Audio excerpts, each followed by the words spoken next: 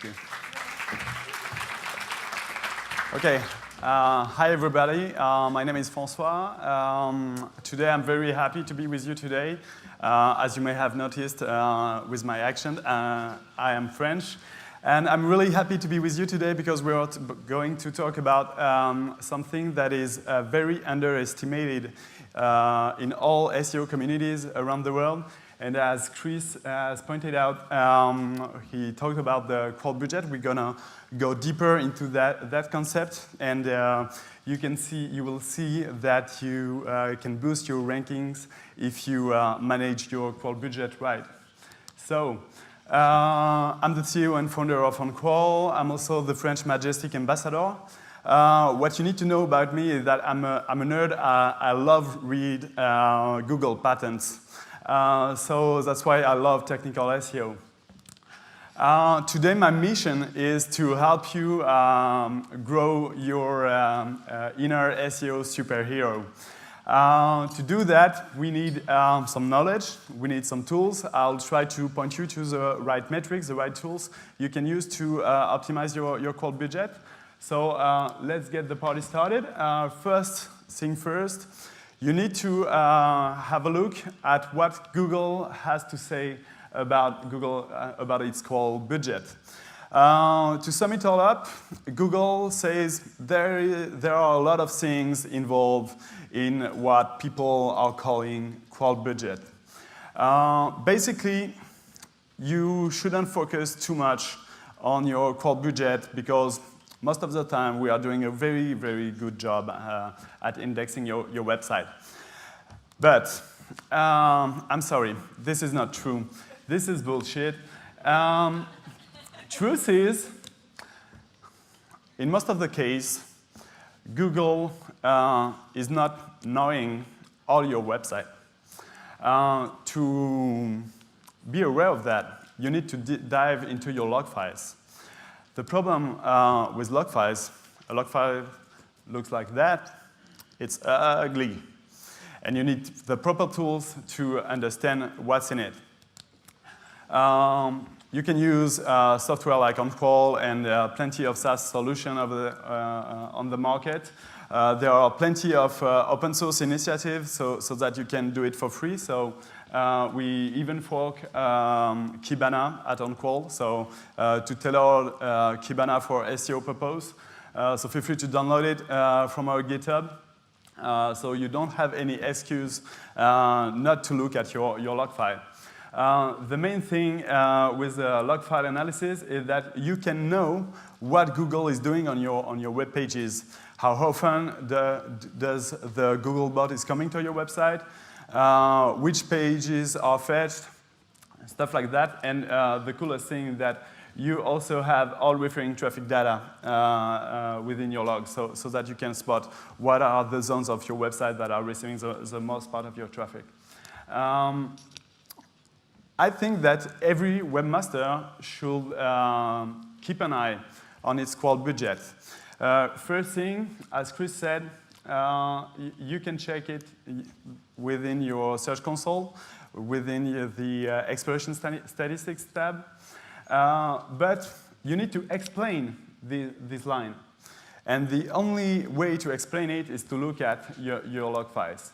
Because there can be many issues, many parameters that will affect how Google behaves on your website. What you need to know is that by doing some log analysis, you can check some weird behavior. This is the number of bots hits and the number of pages crawled on a particular day. And we find out that when Google is emulating JavaScript resources, they don't do it very often. They are doing it once in a while. And you can spot when Google is crawling your website emulating JavaScript. The reason why they don't do it very often is that because it's costing a lot. To give you an accurate view on that, we are crawling website emulating JavaScript as well. It costs something like 10 times standard URL crawling. So even Google has limited resources, and it's very important to understand that because it's very important to understand the crawl budget. Google tries to save its resources while crawling the web. And what you need to learn from this slide is that when you are optimizing your Google crawl budget, you will ending up better rankings. So you should think the crawl budget as basically the number of pages Google wants to fetch every day.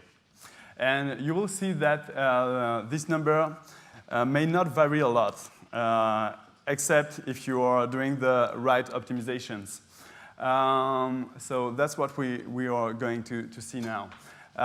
Just one point. As an SEO, you want to point Google to the right pages. Call it money pages, priority pages, whatever. All your pages are not born equal. So you want Google to see your top-selling products, your brand pages, stuff like that. So let me give you a quick example. Here you can see, this is a dashboard from log monitoring. You can see here that I have mapped my website. This website is an e-commerce vendor selling tires, one of the biggest players in France. Here you can see the unique number of pages Google is fetching category by category. You can see that I have a category called Other. This is a garbage category, pages with no value at all. And it's a tiny line on top of each bar chart. When you're looking at the number of pages matching the Other category, it's just 100 pages, unique pages. So very small amount of pages. But when you're looking at how often Google is crawling those pages, you can see that the gray category, the Other category, Google is wasting like 70%, 80% of its resources crawling those unvaluable pages. This means you have an internal linking structure problem. You may have other problems as well. And what you can see here is that they have made a release, a new release of their website, and they improve things, but there is a lot of work to do. To understand how Google behaves, we went through tons of patents from Google. And what we've learned is that Google is trying to crawl the best pages on the web. So to do that, they rely on several parameters, and we're going to go into this. But something you need to learn is that crawl scheduling is a big thing. Because as Google is trying to save its resources, scheduling is very important to crawl first, online media, and not a spammy porn website. There are many ways to do that. So the slides will be shared on SlideShare, so you will have access to all these patterns if you're interested. Something very, very important we find out looking at those patterns is page importance. Page importance is not the page rank. Page importance is a score computed by Google to help him schedule its crawl. So it's a score based on several parameters, such as page depth level, what you can call authority, think trust flow from Majestic. What's the internal popularity of a page? We have a score at OnCrawl called the InRank. What is the kind of document you have? Are your pages included in sitemaps? Do you have a variety in your anchors? And most of all, do you have near duplicates? What's the size of your content? Stuff like that. To understand how Google may be affected by those parameters, you need to combine crawl data and log data to understand what Google is doing. So the main question is, what are the factors that are really influencing Google crawl budget. And again, all websites are not born equal, so depending on the size of your website, your topic, Google won't behave the same. So if you're a classifieds website or a niche e-commerce player, there are different parameters that will get involved. So just a few examples. Here is page depth level compared to what Google is doing. So you can see the deeper you're going into your architecture, the less Google wants to crawl your pages. Number of words. Does it have an impact? Of course, as an SEO guy, you are thinking, okay, let's add some content, make it unique. But the big question is, how many words do I need to add to my product page to get it crawled? So this is a way to understand from which level you are assured to be crawled or not. The quality of your HTML code, the quality of your HN optimizations. You can see here that when on this website, and again, all websites are not born equal, so depending on the size of your website, depending on the topic, these kind of parameters may vary. You can see that when you have an H1 that is unique, you get a lot of pages that are crawled, but when it's duplicated, you are shooting yourself in the feet. Same thing for the number of inlinks pointing to your pages, because depending on the number of inlinks you get to a particular page, you are driving more or less authority, more or less internal popularity. So again, the question is, it seems obvious, right? As an SEO, if I get links, I will get crawled. But again, the big question is, how many links do I need to have? And you can also check the call frequency and to think about how big is this parameter, what's the influence of that kind of parameter, and you can check it for any ranking factor.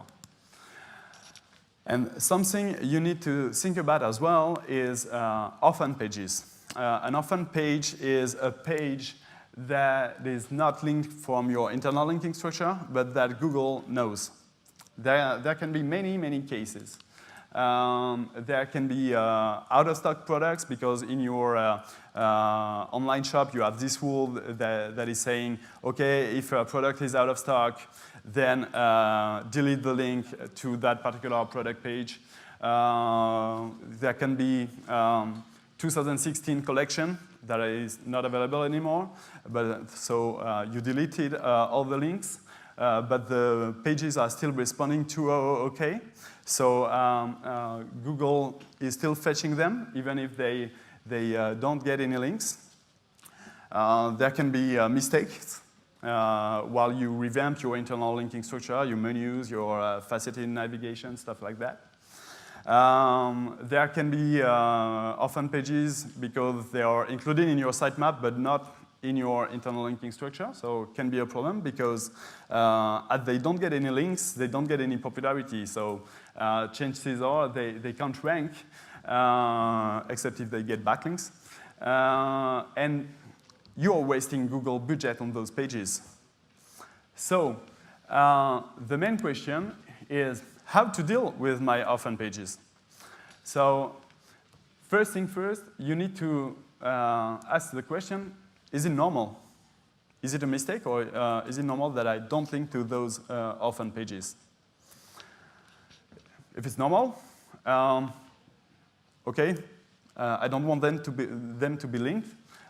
Do they receive organic traffic? If I don't want them to be linked, is that I don't want them to be on my website. So I should use a redirect if they are receiving organic traffic, because you want to point the juice, the traffic, to other parts of your website. If they don't, ask yourself if the page is valuable for your current business. And if the answer is yes, ask the first question again.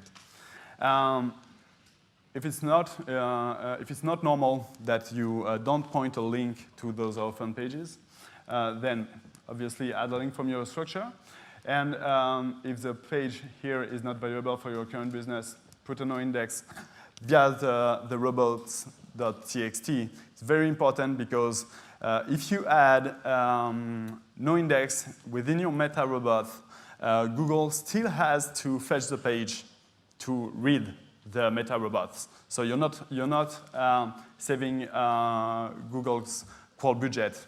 It will take some time for Google to understand that he does not have to fetch that kind of page. And if you can't answer those questions, ask an agency. I know that there are lots of people here in the UK. I'm thinking about Homicido, for instance, that has terrific use case on orphan pages. So you should ask an expert to find a way to improve that kind of stuff. What you can expect from optimizing your Google's crawl budget is that you can do more with less. By pointing Google in the right direction to your priority pages, then you will end up having some more active pages because you remember Google has barely the same number of pages he wants to fetch every day. So by pointing him to the right zone of your website, you are making Google understand that these are the parts of your website that are valuable. So you will end up get more active pages, better indexation, and of course, you will boost your organic traffic. So feel free to put a no index. It's a weapon of mass destruction, but if you're following Chris' advice, I believe you will do a good job. But don't be afraid to use those no index because it will correct a lot of problems very quickly. So with that in mind, you can grow your organic traffic with less pages. Thank you all, guys. Thank you for having me here. If you want to stop by our booth, we're booth 29 downstairs. You can try to win a 1-year subscription to On-Crawl Log Analyzer and SEO Crawler. So feel free to ask questions at the end of the session as well. Thank you a lot.